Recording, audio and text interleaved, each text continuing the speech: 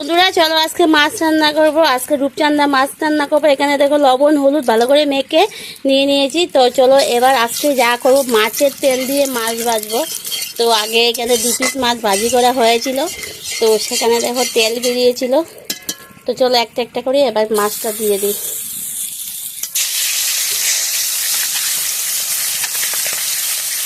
আর নতুন করে তেল দেওয়া লাগবে না, কারণ মাছের মধ্যে অনেক তেল বেরোচ্ছে।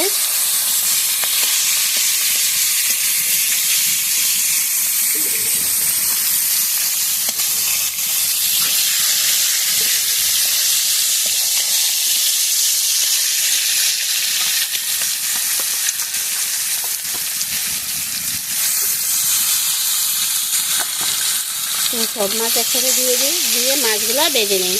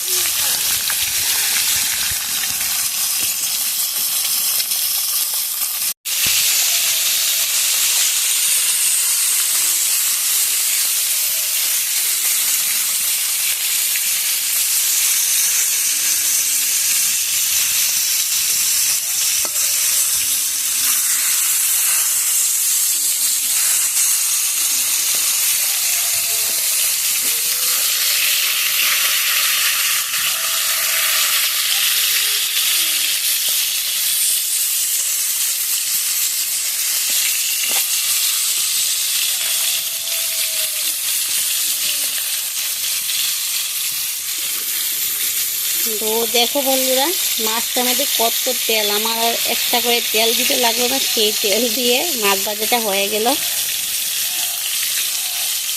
তো মাছগুলো ভাজা হয়ে গেছে, এবার এটা আমি নামিয়ে নেব।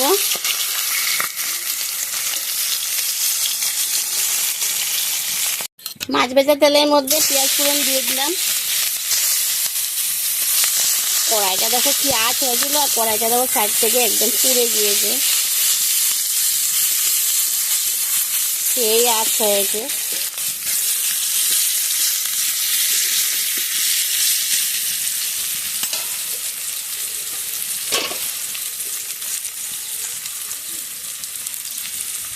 এবার দিয়ে দেবো এর মধ্যে ফুলকপি,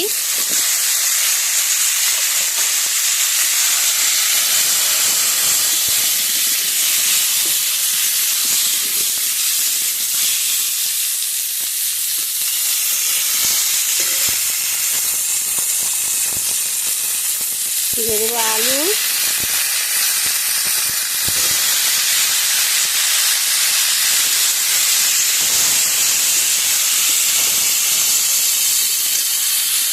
দিয়ে দেবো পরিমাণ মতো হলুদ, পরিমাণ মতো লবণ, অল্প জল দিয়ে দেবো। আঁচটা খুব বেশি হয়েছে তো তার জন্য।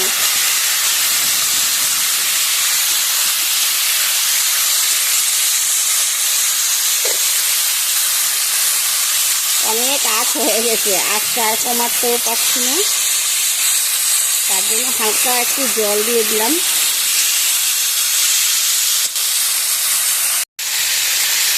এবার এর মধ্যে টমেটো দিয়ে দেবো।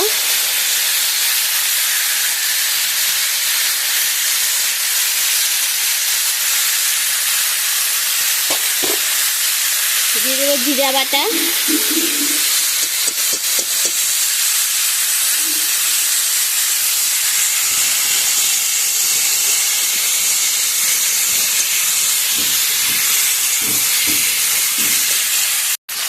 দিয়ে দেবো কাঁচা লঙ্কা চিরা,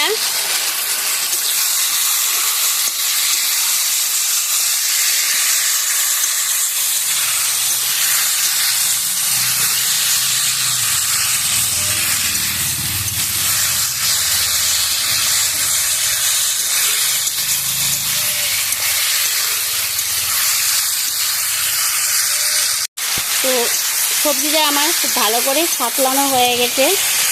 এখন আমি এর মধ্যে পরিমাণ মতো জল দিয়ে দেব।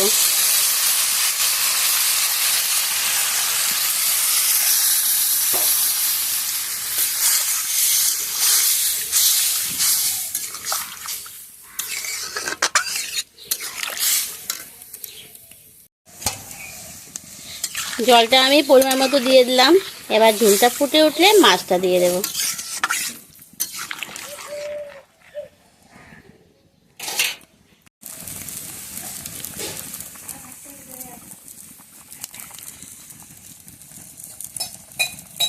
তো বন্ধুরা দেখো কিভাবে আঁচ উঠছে, খুব সুন্দর আঁচ উঠতেছে।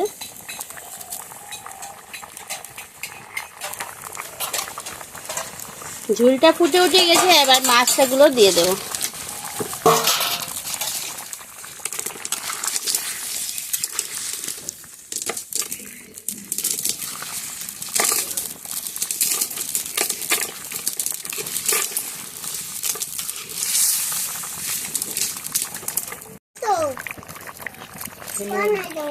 বন্ধুরা দেখো আমার রান্নাটা একদম কমপ্লিট হয়ে গেছে, আর আমি এরকম অবস্থা নামাবো।